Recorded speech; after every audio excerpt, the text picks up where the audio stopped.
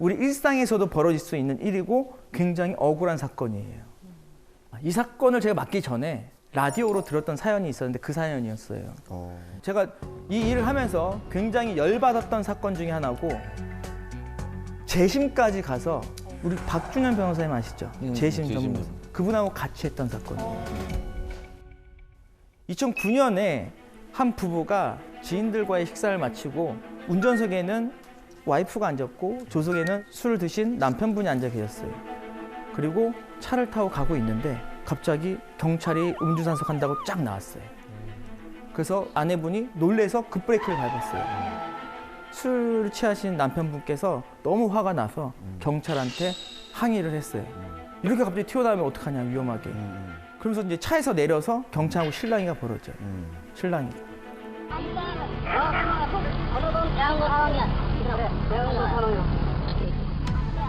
술 먹은 사람이 범죄를 사모님하고 아드님한테 얘기를 하시오. 왜 불러? 아니 다시. 뭐야? 막 소리 지르고 하니까 경찰도 여러 명이서 붙어서 막 얘기를 했죠. 그러던 중에 어떤 얘기를 하다가 갑자기 경찰이 하면서 팔을 뒤로 꺾으면서 나오지 말아야 될 음성이 나와요. 대표해. 찍었다 방금 들었어요? 영상이 너무 당황스러운데요? 당황스럽죠? 네. 네. 그걸 촬영하고 있던 경찰이 됐어, 찍혔어 라고 하면서 그 남편을 공무집행 방해로 입건을 했어요. 이야. 근데 뭐 진짜로 꺾을 수도 있잖아요. 공무집행 방해로 벌금 200만 원, 300만 원 정도 나왔는데 문제는 뭐냐면은 이분의 아내가 법원에 나와서 진술을 했어요. 증언 선서를 하고 남편은 팔을 꺾지 않았습니다. 제가 봤어요, 앞에서. 꺾지 않는 걸 봤어요. 했는데 검찰에서 이 여자도 거짓말 한다면서 위중죄로 또 기소를 했어요. 와. 요거는 빙산의 일각이에요. 아직 시작도 안 했습니다. 시작도 안 했어요. 내 아내는 맞게 얘기했다. 난 팔 꺾지 않았습니다. 했더니 검찰에서 남편도 위중죄로 기소했어요. 와, 미치겠다. 심지어는 남편은 벌금형이 나왔지만 아내분은 징역 8개월에 집행유예 2년이 나왔어요. 위증을 했다고. 진짜 너무한다. 아내분은 유치원 선생님이었어요. 그래서 파면도 당했어요. 유치원에서. 선생님이기 때문에. 아니 전문가가 아닌 저희가 봐도 보이는데 그게 네. 어떻게 못 볼 수가 있죠? 근데 왜 안 꺾은 것 같아요? 경찰이 일단 혼자서 꺾어서 손을 네. 뒤로 뺀 것만 보여요. 아, 이렇게 꺾었을 때 안 잡고 있던데? 네. 잡은 게 맞아, 없어요. 맞아. 아무도 잡은 게 혼자. 왜가 중요해요. 재판에서는. 왜 안 꺾었는지를 설명을 해줘야 되는 거예요. 어렵다. 아마 여기서 한 분씩 나와서 왜인지 설명해 주세요 그러면은 어려워. 어렵죠. 네. 자세가 이상해요. 뭐가 좀 어설퍼요. 막 이런 얘기밖에 못 한단 말이에요. 재판에서는 증거 재판주의이기 때문에 증거를 확실하게 얘기를 해줘야 돼요. 그래서 저는 너무 감사했습니다. 이 사건이 저한테 와서. 저는 처음부터 의심을 했던 게 아 소리. 제가 실제로 사건 영상 많이 보거든요. 네. 누가 때리면 소리 잘 못 내요. 윽소리를 많이 내지. 영화와 실제는 너무 달라요. 그러네. 영화에서 총 맞으면 하고 있죠. 다 구라라고 보시면 돼요. 윽소리도 못 해요. 그냥 그냥 쓰러지는 아 거. 그래서 악소리도 못 한다는 얘기가. 네. 칼로 찔리잖아요. 네. 급소 찔리면 그냥 거기서 쓰러져서 누워 계세요. 실제 우리 영화는 너무 다릅니다. 어쨌든 법정에 들어가서 그런 의심을 갖고 저도 화질 개선해서 영상 분석을 해봤죠. 한번 볼게요. 화질 개선. 여기서 제가 아주 유력한 증거를 찾아냈어요. 영상을 화질 개선시켜 보면은 팔을 꺾을 때 이분은 거의 뒤에 붙어 있었어요. 그래서 저 상태에서 저 경찰까지 손이 가려면은 가제트 손이 돼야 돼요. 그렇구나. 가제트 손을 뻗어야 쭉 나와요. 제가 한 1시간 동안 검사하고 엄청 싸웠거든요. 제가 다른 걸 수도 있는 거 아니냐, 뭐일 수도 있는 거 아니냐 했는데 다 받아쳤어요. 연속 프레임에서 팔뚝이 나왔기 때문에 다 할 수도 없다. 나왔더니 새벽 2시, 1시예요. 서울도 아니고 경기권도 아니에요. 지방이에요. 갈 데가 없어요. 차는 다 끊기고. 그런데 딱 갈 데가 한 군데밖에 없더라고요. 어디요? 찜질방. 그래서 가장 가까운 찜질방으로 가시죠. 딱 가고선 잠도 못 자고 새벽 5시에 첫 차를 타고 버스를 타고 돌아오고 있는데 박준현 변호사한테 문자가 왔어요. 만장일치로 무죄 받았습니다.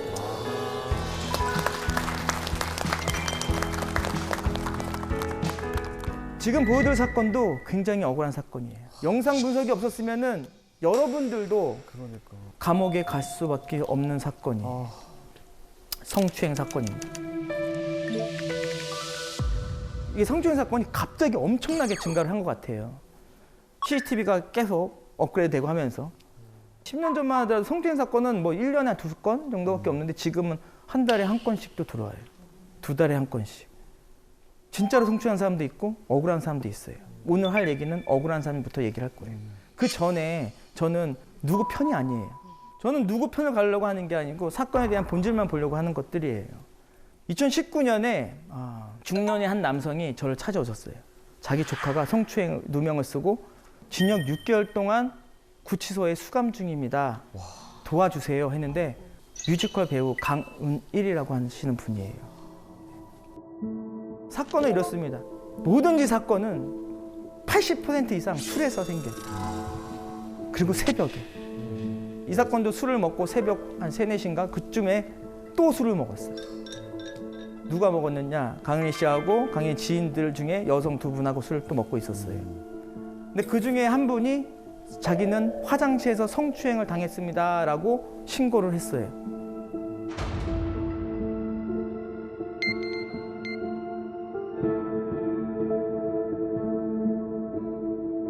강현 씨의 주장은 내가 먼저 화장실에 들어갔고 화장실 나와서 세면대에서 손을 씻고 있는데 여자가 나와서 날 뒤에서 끌어안으면서 추행을 하고 너네 집 잘 살아? 다 녹음되고 있어? 막 이런 얘기를 했다는 거예요. 누구 얘기가 맞는지 몰라요.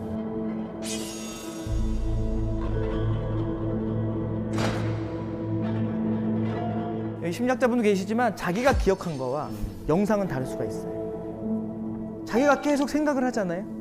그러면 없던 일이 돼 보여요. 그리고 영상에 이게 내가 왜 했는지 모르겠네요 라고 할 수도 있어요. 그래서 저는 기억을 믿지 않아요.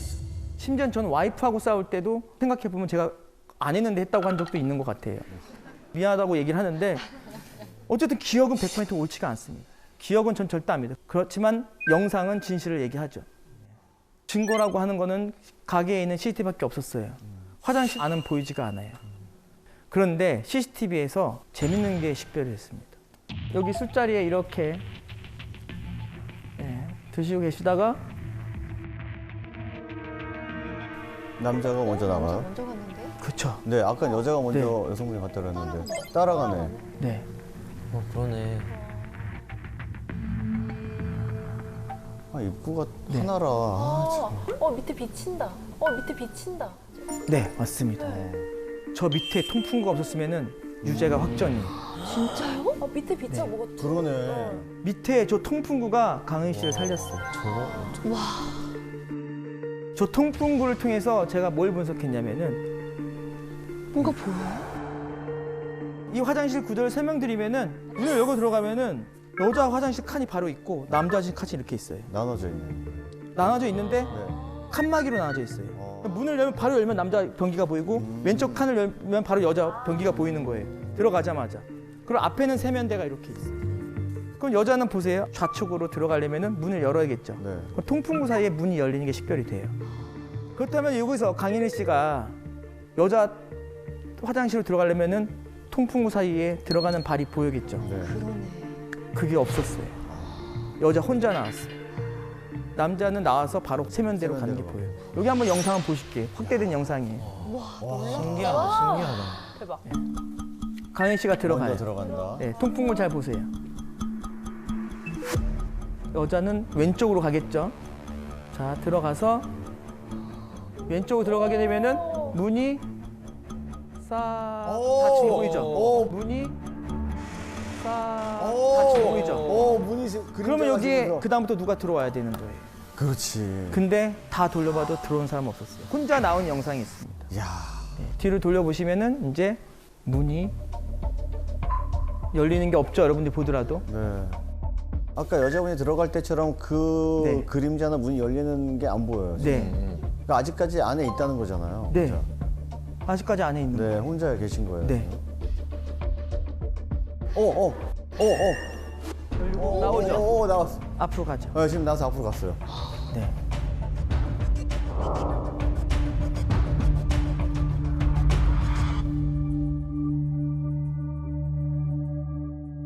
진술이 잘못됐어요. 그러네. 남자가 들어왔다고 그랬는데 바로. 네. 그리고 실제로 여자 화장실은 문을 열게 되면 바로 무릎이 닿아요. 너무 좁아서 사람이 들어갈 수도 없어요. 이 두 개의 증거는 굉장히 유력한 증거가 됐고, 이 통풍구를 못 봤을 때는 대부분의 성추행 사건들이 피해자의 진술로 가기 때문에 명확한 증거가 없이는 빠져나올 길이 없다는 걸 제가 너무 잘 알아서 희망이 없다라고 봤지만 이걸 찾아내는 순간에 이길 수 있다라고 자신감이 들었어요. 희열. 네. 그리고 심지어는 여긴 나오지 않지만 강현 씨가 문을 열고 나올 때마다 여자가 옷을 잡고선 끌어당기는 장면들이 몇 회 장면이 식별됐어요. 네.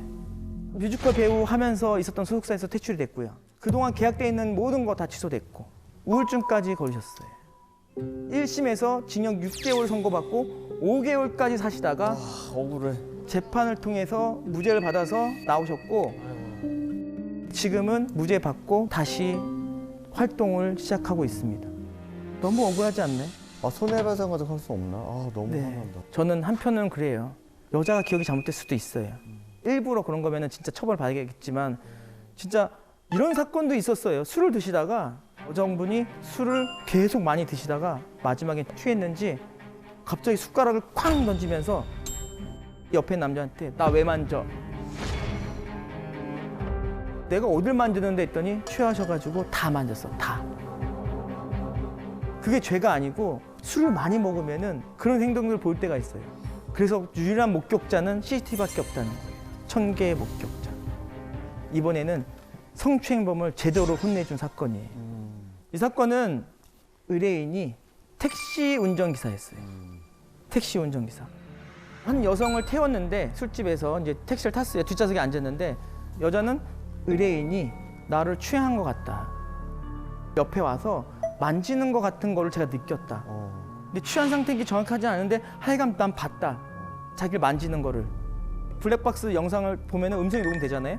여성이 운전기사한테 아까 만졌죠? 아까 만졌죠? 그러니까 아니요 하는 장면도 나와요. 저도 사건을 많이 하다 보니까 운전자가 억울할 수도 있겠다라는 생각도 들었어요. 그 운전자가 주장하는 거는 뭐냐면 나는 뒷좌석으로 간 적이 없다.